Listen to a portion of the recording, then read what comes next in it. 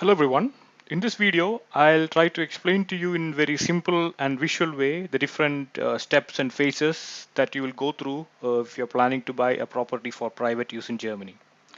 So in addition to different phases, I'll also try to include the general processes followed, the keywords that you should know, and some tips and tricks that is important to know before you starting the process of buying a new apartment or a house in Germany. So before I start, I'd like to explain this is the whatever I'm showing right now is mainly based on two of information. The first is through lessons learned and the experience that we have gone through while doing the same process in Germany, in Bayern, and also some of the best practices and information that we have learned through internet research and general information gained through other sources. Okay, so there are basically five phases. The first phase is the feasibility check. In the feasibility check phase, what you need to know is you need to define your area of interest, so location, and what type of property you're looking for, whether it be a house or an apartment. So there you need to make your interest objects very clear from the beginning. And also it is necessary to have a high level understanding of what financial needs and if it is feasible to have financing based on your current situation. So there you need to do your independent research in what kind of property you're looking for, what kind of price range it is in the area that you're looking for, and what kind of financing needs you might have. And based on that, you might need to also consult with your bank or with your financing partner to get a confirmation of Finanzierung, so Finanzierungsbestätigung. So this document gives you a confidence and also will be gives confidence to the buyer that you are eligible to buy this property and therefore they take your application seriously. So with that, with the confirmation about the feasibility, you finish the first phase of your apartment buying in Germany. The second step is Immobilien scouting. So there are several things that you need to know in this process. First of all is searching for an object. So you should be looking at the most popular websites in Germany. So there are several available. I'm not mentioning one or in detail, but you can easily find them through a Google search. And the next important thing is first, once you have identified your target object or the objects that you are interested, so the next step is that you should start sending inquiries. So there are some tips and tricks here. So when you send inquiries, you make sure that you give all relevant facts to the person who is checking. So whether it be a makler, a broker, or the buyer. So in both cases, you need to provide them enough information to make them feel that you are a eligible or a viable candidate for purchasing this object. So make sure to include all basic information, including your income, your status in Germany, and also your motivation why you are looking for an apartment of that specifications, how it fits to your needs really well. So this gives them more confidence that you have done your research before sending the application. Second thing is at preparation for a visit or even a direct discussion. So make sure that you've done your basic research about the location, about your needs, and if there is any major blocking points that is different from your expectation in the offer. So this should be known before, and it will be quite strange if you identify it during the visit because that gives them an impression that you haven't done your base research really well. Also, please make sure to check for some special conditions, especially there are maybe special conditions that you need to know before you approach to buy this object. So there are could be many depending on the location and the region you are. But for example, I put here two things that you should be normally taking care of, especially to check in the early phase of your apartment search. This is called Erbaurecht. I'm not explaining these conditions in detail because there are several other information available in YouTube and other sources. So please make sure that you go through. So this includes a lease agreement of the area that you are purchasing, the land that you're purchasing. So that there the conditions are different. You might even have difficulties or different process to go through for financing for these special conditions. The second one is Zwangsversteigerung. Also, please do this research before you go for an apartment visit. Third is once you have done your visit, once you are okay with the conditions and the object, so please then the next step is to calculate the Kauf price and Nebenkosten. So this basic information that I need to know. about the purchasing conditions of this object. The first one is kauf price. So this is what is listed in your online advertisement. So that will be clearly described, and also the breakdown in most cases will be clearly described in the expose or the catalog in which this advertisement is placed. The next one is Nebenkosten. So Nebenkosten is the supporting cost for purchasing this apartment. So basically, there are two major types of this. So even there is Grundwerbsteuer. So that costs around 3.5 to 6.5% of purchasing price, depending on the region.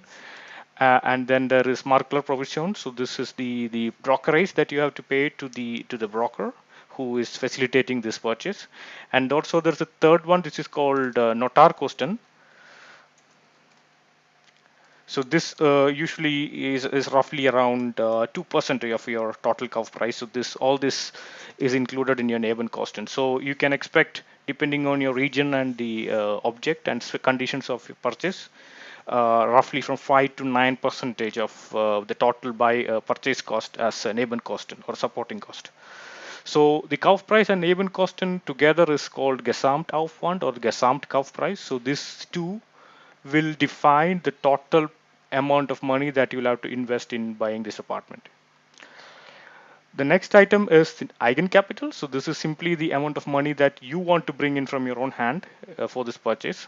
So that means you put a particular amount of money from your own hand for which you don't need any financing. And the last item is Finanzierungsbedarf. So this is the amount that you will need financing from a financial institute. So basically, it's just the difference between how much is the total expense for the object minus how much you're willing to put from your own hand. So this ends, for example, your second phase of your investigation where you have already identified and also calculated the financial feasibility for buying this object. That takes us directly to the third phase. So once you have already done your research, you have decided or made your mind to go forward with the purchase. The first thing is probably that you'll have to do a reservation, because if you don't do reservation, it's possible that the object might be taken by somebody else. So it's kind of a confirmation that this object is booked for you, and there will be no one able to purchase it without informing you or canceling this reservation. Second is contacting financial institutes for a financial offer. So there are several ways to do this. So you could directly approach a bank, or you can approach it through your financing consultant. So a good practice is that you at least get 2 to 3 offers at the least to compare and to find the best fit in terms of several factors, including the duration of the loan, interest, total amount being financed, and the credibility of the institute that is offering you the loan, and so on. So once you have the offers, please compare and finalize in a way that fits you the best in a long-term perspective. So here there is no general best practices.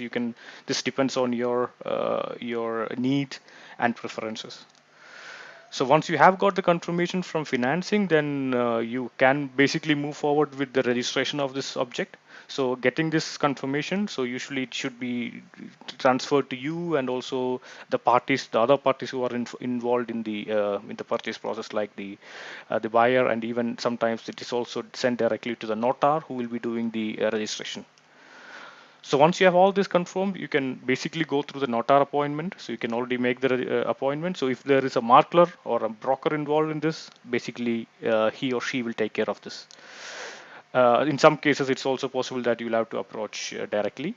So if there is no makler involved, it's possible that if it's a new object, normally it's the seller, the sales company or the sales representative from this company who will be organizing this for you. In worst case, or in the case where there's no middleman involved, it's possible that you might need to also coordinate it by yourself. So once the notar appointment is done, once the land is registered in your name, then it is necessary to make the fund transfer. So this happens normally through your financial institute. So once the fund transfer is done, then the formal activity with the buyer is completed. So, and then once you have a confirmation that the fund is transferred, then you can move forward with the handover of the object. So the handover of the object happens usually in agreement with your buyer or the company, if it's a new object, the company who is finalizing the purchase. And finally, of course, you have to pay your marker provision. This is the brokerage. So it's not necessary in the last phase. It can, depending on the process followed by the marketer, maybe you pay part of this already in the early phase of the financing or the reservation process. This usually is in agreement with your marketer. And usually, once you have done the marketer provision, you usually finish all the payments at the end of the purchase. So once the purchase is complete, then the post-purchase topics are more or less simple. So of course you have to go through a handover check sheet. So it can be again subjective based on the parties who are involved in this process, but there are general templates available, so which you can check online. And once you have handover is complete, then you might need to take care of contract renewing the contracts that are currently based on the current owner. So meaning you might need to take over the contracts like insurances, contracts for with the Gemeinde for the municipality for topics related to water supply or waste management and so on. So this also need to be done at the last phase of your purchase. So that is a very simple overview of what all need to know when you're buying a property for private use in Germany. I hope this video helps. If it was helpful, please feel free to like, comment, and also share it with your friends. Thank you.